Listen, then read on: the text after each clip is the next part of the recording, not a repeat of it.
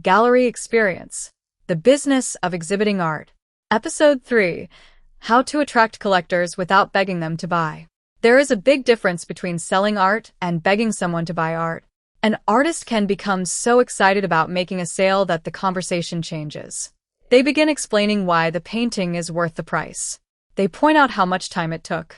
They explain how difficult the technique was. They mention how many exhibitions the painting has been in. And then they ask, would you like to buy it? Sometimes the harder we try to make someone buy, the less interested they become. So, how do you attract collectors without pressuring them? The first step is to understand something very simple. People don't buy paintings only because they need something to put on a wall. They buy because something happens inside them when they see the artwork. Maybe the painting reminds them of a place. Maybe it reminds them of a person. Maybe they love the colors. Maybe they connect with the subject. Maybe they admire the artist. Maybe the painting expresses something they cannot easily express themselves. That emotional connection is often more powerful than a sales pitch. So your first job is not to sell. Your first job is to create an opportunity for connection. Let the viewer look. Let them stand in front of the painting. Let them move closer. Let them step back. Give them time. This is especially important with original art. A painting may look completely different after someone has stood in front of it for 5 minutes. At first, they may simply notice the colors. Then they notice the face. Then the brushwork. Then perhaps they discover a small detail they didn't see before. The painting begins to reveal itself. If the artist immediately interrupts that process with a sales pitch, the experience can disappear. So, sometimes the best sales technique is silence. Let the painting speak first. Of course, that doesn't mean you should ignore visitors. Be welcoming. Smile. Say hello. Let them know you are available if they have questions. But don't follow them around the gallery. Don't immediately ask, are you looking to buy? Instead, you might say, take your time. I'm happy to tell you more about the work if you'd like. That simple sentence gives the visitor freedom. And freedom can create trust. Collectors want to feel that they are making their own decision. They don't want to feel trapped. Another important principle is storytelling. When someone becomes interested in a painting, tell them something meaningful about it. Not everything. Just enough to open the door. You might explain what inspired the painting. You might talk about the location. You might describe the emotion you were exploring. You might explain a particular technique. You might tell them why you chose that particular composition.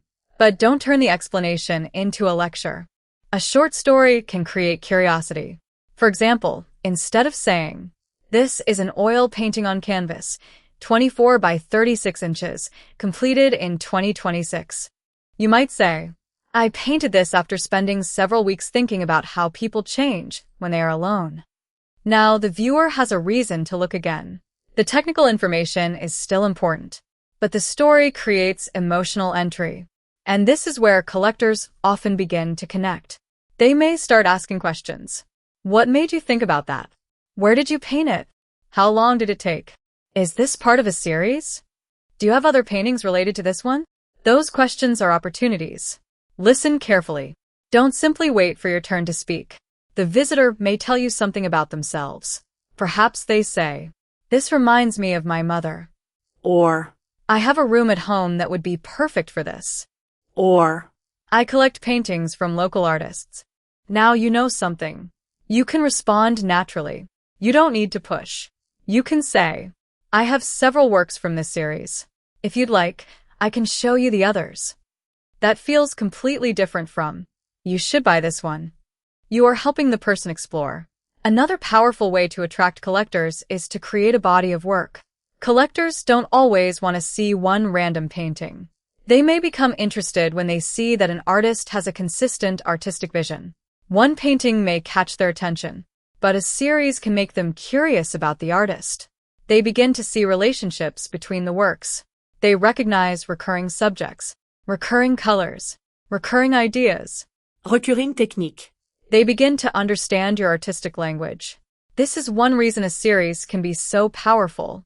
Instead of saying, I painted this picture, you can say, this is part of a series exploring the relationship between memory and the human figure. Now the visitor isn't simply looking at an individual object. They are entering an artistic world. Collectors often enjoy that experience.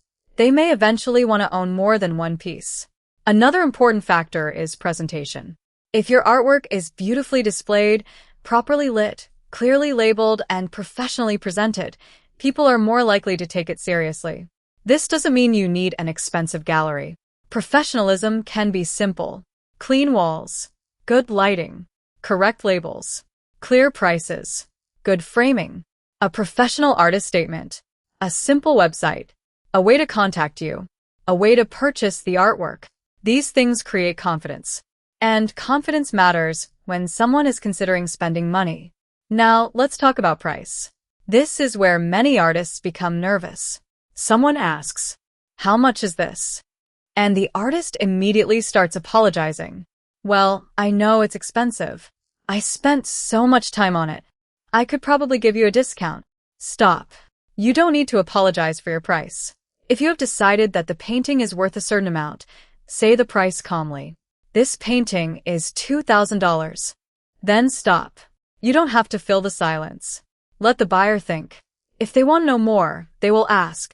And if the price is outside their budget, that doesn't mean your artwork has failed. It simply means that this particular person may not be the buyer for this particular painting. You can have other works at different price points. Small works, works on paper, limited editions, prints, or other pieces from the same series. This gives people different ways to participate in your artistic world. But don't create artificial discounts just because someone hesitates. If you constantly reduce the price, you may teach your audience to wait for a discount. Instead, create a clear pricing structure. Let your prices reflect the size, medium, complexity, experience of the artist, and the market position of the work. And remember that collectors are not always looking for the cheapest painting. Many are looking for the right painting. Now let's talk about the importance of trust. A collector may love your work but still hesitate. They may wonder, will the artist continue creating? Will I be able to contact the artist later? Is this artist professional? Is the artwork properly documented? Is there a certificate of authenticity? Is the title and date recorded? Is the provenance clear? These details may sound boring, but they can make a difference. Keep records of your artwork. Have consistent titles. Record the dimensions. Record the medium. Record the date. Keep photographs. Provide certificates of authenticity when appropriate. Make it easy for a collector to understand what they are purchasing. Professional documentation can turn excitement into confidence. Another way to attract collectors is to stay connected after the exhibition. Suppose someone spends 20 minutes talking with you. They don't buy anything that evening. Don't assume the relationship is finished. Thank them for visiting. If they gave you their contact information willingly, stay connected appropriately. Let them know about future exhibitions. Share new work occasionally. Invite them to artist talks. Don't send messages every week asking if they have changed their mind. Give the relationship room to grow. A collector may not buy today. They may buy next year. Or they may introduce you to another collector tomorrow. Art relationships often develop slowly. And this is why your reputation matters.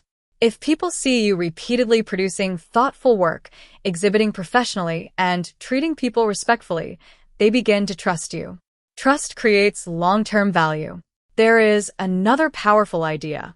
Create a reason for collectors to feel special without making other visitors feel excluded. You might organize a small preview before the public opening. You might invite collectors to see new work first. You might host a private artist conversation. You might create a small catalog of the exhibition. You might offer a studio visit. These experiences can help people feel connected to the artist. And connection is one of the great advantages of original art.